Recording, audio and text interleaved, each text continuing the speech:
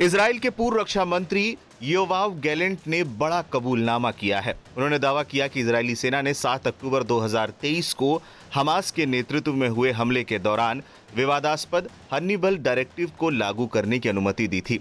Israel के channel 12 को दिए गए इंटरव्यू में गैलेंट ने इसकी पुष्टि की। उन्होंने कुछ विशेष क्षेत्रों में इसे सैन्य नीति को लागू करने का आदेश दिया था। क्या है Hannibal directive? Hannibal directive Israeli सेना की एक सैन्य नीति है जिसमें इजरायली सैनिक या नागरिक दुश्मन के कब्जे में ना जाएं, भले ही इसके लिए उनकी जान ही क्यों ना लेनी पड़े।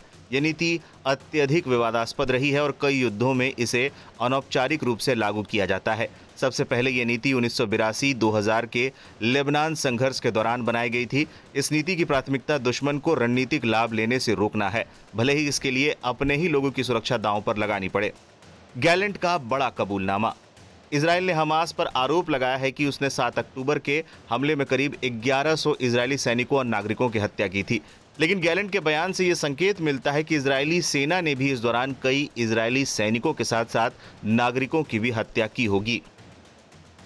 इस हमले के दौरान इजरायली सेना ने अपनी ही भूमि पर हेलीकॉप्टर, ड्रोन और टैंकों का इस्तेमाल किया। इन हमलों में हमास के लड़ाकों को निशाना बनाया गया, लेकिन उन इजरायली नागरिकों को भी नुकसान पहुंचा जिन्हें हमास ने बंधक बना लिया था।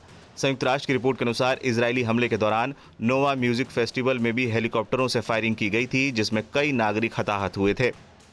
हिजबुल्लाह के खिलाफ बड़े हमले की मांग। गैलेंट ने यह भी खुलासा किया कि उन्होंने 11 अक्टूबर 2023 को हिजबुल्लाह पर एक बड़े हमले की वकालत की थी, लेकिन इजरायली सरकार की निष्क्रियता के कारण यह नहीं हो सका। उन्होंने इस चूक को इजरायल की सबसे बड़ी सुरक्षा विफलता करार दे दिया। गैलेंट के अनुसार इजराइल के पास हिजबुल्लाह के शीर्ष नेताओं की बैठक की खुफिया जानकारी थी, जहां वे उसके प्रमुख हसन नसरल्लाह और ईरानी अधिकारियों को निशाना बना सकते थे। उनका दावा है कि अगर इस हमले को अंजाम दिया जाता तो हिजबुल्लाह के 90% से अधिक मिसाइल भंडार को नष्ट किया जा सकता था। नेतान्याहू सरकार पर साधा निशाना। पूर्व रक्षा मंत्री ने प्रधानमंत्री बेंजामिन नेतान्याहू और उनकी कैबिनेट पर आरोप लगाया कि उन्होंने हमास के साथ युद्ध विराम समझौते में देरी की।